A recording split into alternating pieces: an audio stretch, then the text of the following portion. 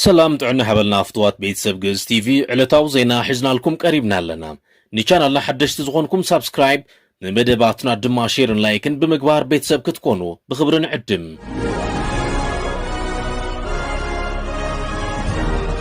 فلما رئيسة زينام اب كارتوم زتمسرته زوباو كيدان دلاي لوت اصاوعي تقريب اللهم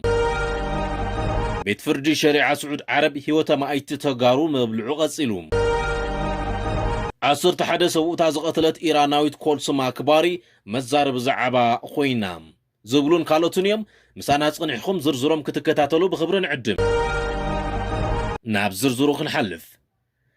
توكلت سودان إيرتران تقراين زد تقالل زوباو كيدان بعلت عصرت حموشت ميازياك لتشحن عصر شمونتن عامة مرت اب كارتوم ابزك كايدو اخيبا سلام نحدنت بزبل مريح قال جيجتات نخبقعو صاوعيت مقرابو اقلقلوت زينا سودان حبيروم እቲ ናይ ኤርትራ ሱዳንን ኢትዮጵያን ተወከልቲ ማሕበረሰብ ዘካይድዎ ናይ ጥምረት አኼባ ህዝብታት እቲ ዞባ ብሰላምን መረጋጋእን ምንባር ዘለዎም ድሌት ዘንጸባረቐ ምዃኑ ተገሊጹ ብተወሳኺ ቂምን ቅርሕንትን ካብ ስሩ ብምምሓው ብፍቕሪ ተሓባቢሮም ዝነብሩሉ ዕድል ንምስፋሕ ከም ዝተግሁ መግላጾም ድማ እቲ ጸብጻብ አመልኪቱ ካብ ማሕበረሰባት ትግራይ አምሓራ ኦሮሞን ሶማሌን ዝተውጻጹ ተወከልቲ ከምኡውን ካብ ሱዳንን ኤርትራን ዝመጹ ልኡኻት ብሓባር ብምዃን ብዛዕባ መጻኢኦም ሓደ መርገጺ ከም ዝሓዙ ገሊጾም ተሳተፍቲ ትዘተ ዞባዊ ምትሕግጋዝ ንምርግጋጽ ዘላቕ ሰላም ኣገዳሲ ምዃኑ ኣስሚሮምሉ ከምዚ ዓይነት ስግር ዶብ ተሳትፎ ማሕበረሰብ ንምጥንኻር ሓድነት ህዝብታት ልዑል ግደ ከም ዝጻወቱ እውን እቶም ተሳተፍቲ ሓቢሮም እዮም ርክብ ህዝብታት ትግራይን ሱዳንን ነዊሕ ግዜ ዘቑፀረ ኮይኑ ኣብ ስጡም ምሕዝነትን ምትሕልላይን ዝተመስረተ እዩ ህዝቢ ትግራይ ኣብ እዋን ደርጊ ይኹን እዋን ብልጽግና ካብ ዝበጽሖ ማዕለያ ዘይብሉ ጨፍጫፍ ንምትራፍ ሱዳን እንኮ መዕቆቢት ኮይናቶ እያ እዚ ኣብ ታሪኽ ትግራይ ኣዝዩ ልዑል ክብሪ ዝወሃቦ ድሙቕ ታሪኽ እዩ ሕዚ እውን መረበቱ ምዕራብ ትግራይ ብቐረባ እንዳተመልከተ ዝምለሰላ መዓልቲ ብሃንቀውታ ዝጽበ ዘሎ ኣብ ሱዳን ዝነብር ህዝብና ብዛዕባ ጽባሑ ምስ ዝምልከቶም ገረባብቱ ይህን ሚሂን መባሉ ቀጺሉሎም ኣብ በረኻታት ሸረሪናን ከባብታት በረኸትን ዝርከብ ሰራዊት ትግራይ ድማ ንዋርድያታት ኦህዴድን ወረርቲ ምልሻታትን ብምጽራግ ህዝቡ መሪሑ ናብታ ዝበህጋ መረበቱ ክምለስ ኣብ ጽዕጽዕ ምድላው ይርከብ بمقصال بيت فرد شريعة سعود عرب هيوتا مايت تغارو مبلعو قصيلو ابز غربا غزي بيت صحفت قديات من آسي تغراي كم زفلتو اب سعود عرب مبزحتيوم تغارو زخونو لعلك لتم إثيوبياويان من آسيات نايموت فردي تفريدوهم ابز خفا كونتات يركبيلوم حلافي بيت صحفت ايت حيش سبا قادس ابز هابو وقال زوم من آسيات نايموت مقصعتهم زفتصمولو غزي يصبوي كم زلون منغستي هصوص قولاحتا كهبولون صويعهم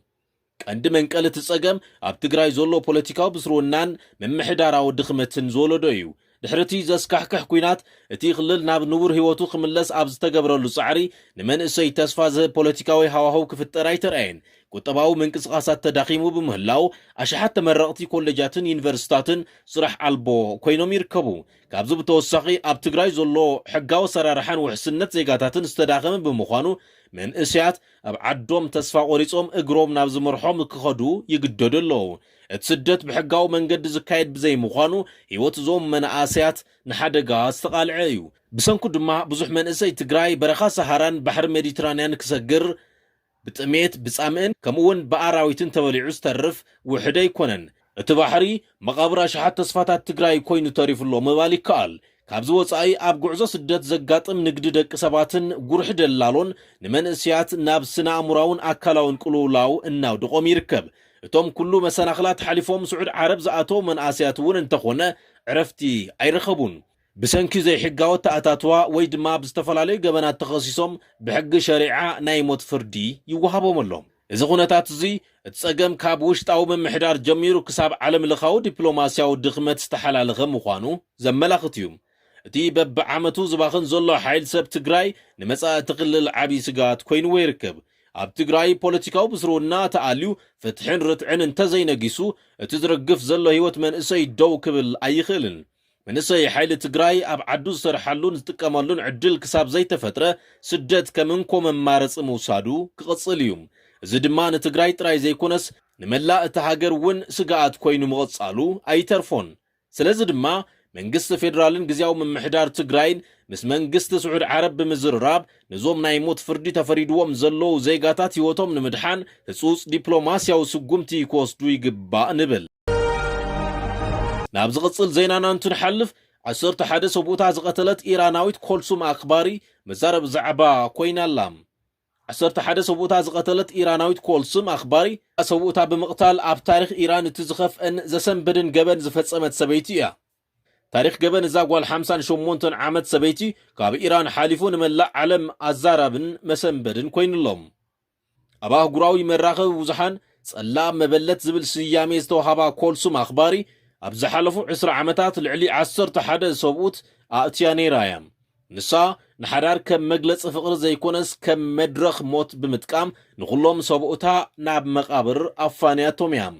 ኣብ ሰሜናዊ ግዛኣት ኢራን ማዛንዳራን እትነብር እዛ ሰበይቲ ናይ ቅትለት ጉዕዞ ዝጀመረትሉ ኣብ መወዳእታ ቴስዓታት ከም ዝነበረ ይግለጽ። ሜላ ኣዝዩ ረቂቕን ብፖሊስ ንምፍላጥ ዘጸግምን ነበረ። ብዕድመ ዝደፉ ሃፋትም ሰባት እያ ትመርጽ ነይራ። ተእትዎም ሰባት ድሕሪኡ ድማ ዝደልየቶ ሃፍቲ ክሳብ ትረክብ ብጥንቃቐ ትከናኸኖም ነበረት። ይኹን እምበር እዚ ክንክን እዚ ብድሕሪት መጋረጃ ካልእ ሚስጥርን መርዝን ነበሮ። ኣብ ምግቦምን መስትኦምን ልዑል መጠን ዘለዎ ናይ መደንዘዚ መድሓኒት ብምሕዋስ ቀስ ብቐስ ህይወቶም ከም ዝሓልፍ ትገብር ነበረት። ሰብኡታ ዕድመ ዝደፉ ብምንባሮም ስድራ ቤቶም ይኹኑ ጎረባብቶም ሞቶም ባህርያዊ ይመስሎም ስለ ዝነበረ ኮልሱም ንኽልተ 10 ዓመታት ዝኣክል ከይተፈለጠት 11 ሰብኡታ ናብ መቓብር ክተፋኑ ኺኢላ እያ። ይኹን እምበር ኣብ መወዳእታ እቲ ናይ ሞት ሰንሰለት ኮልሱም ኣብ መስከረም 2023 ዓ.ም ኣቆጻጽራ ፈረንጂ መወዳእታ ተረኸበ። ኣብቲ እዋን ዘእተወቶ ወዲ 82 ዓመት ሽማግለ ኮልሱም ዝሃበቶ መስተ ጣዕሙ ዝተፈለየ ምዃኑ የስተውዕል እሞ እቲ ኣብ ልቡ ዝሓደረ ጥርጣረ ድማ ንህይወቱ ከትርፈሉ ኽኢሉ እዩ። ነቲ መስተ ከይሰተየ ንፖሊስ ብምጥቋሙ ኣብ ዝሓለፉ 20 ዓመታት ኣብ ውሽጢ ቤት ዝተቐብሩ ዘሰንብዱ ሚስጥራት ሓደ ብሓደ ክቕልዑ ኽኢሎም እዮም። ኣብ ዝቐረባ ግዜ ኣብ ቤት ፍርዲ ኢራን ብዝቐረበ ናይ ክሲ መዝገብ መሰረት ኮልሱም ብቕትለት 11 ሰብኡታ ገበነኛ ኮይና ተረኺባ እያ። ኣብ ኢራን ቂሳስ ብዝበሃል ናይ መቕጻዕቲ መምርሒ ሕጊ ሕነ መሰረት ስድራ ቤታት ናይቶም 11 ግዳያት ኮልሱም ብሞት ክትቅጻዕ ብምሕታቶም ቤት ፍርዲ ናይ ሞት መቕጻዕቲ ብዕጹብ ፍርዲ ወሲኑላ እዩ። ሓደ ካብ ስድራ ቤት ግዳያት ግና ናይ ደም ካሕሳ እንተተኸፊልዎም ነቲ መቕጻዕቲ ይቕረ ንምባል ተስማዕሚዖም እዮም። ብተወሳኺ ምስቲ ህይወቱ ዘትረፈ ወዲ 82 ዓመት ሽማግለ ሰብኣይ ብዝፈጸመቶ ፈተነ ቅትለት ተወሳኺ ናይ 10 ዓመት ማእሰርቲ ተፈሪድዋ ኣሎ። ኮልሱም ናብቲ ክትብል ህይወት 11 ሰባት ተጥፊኣ እያ። ኣብ መወዳእታ ግና እታ ካብ ኢዳ ዘምለጠት ሓንቲ ብርጭቆ መስተ ነቲ ናይ 20 ዓመት ገበና ኣቃሊዓቶ ናብ ሞት መቕጻዕቲ ኣብፂሓታ እያ። ታሪኽ እዛ በዓልቲ ጸሊም ዛንታ ዝኾነት ሰበይቲ ለምውን ኣብ መላእ ዓለም ንጭካነ ወዲ ሰብን ንጥንካረ ፍትሕን ርትዕን ዘመላኽት መዛኸሪ ዛዕባ ኮይኑሎም። ክቡራትን ተኸታተልቲ መደብ ግዕዝ ቲቪ ንሎሚ ዘዳሎናዮ ዳህሳስ ኣብዚ ይዛዘም። ኣብ ዝቕጽል ብኻልእ ክሳብ ንራኸብ ሰላም።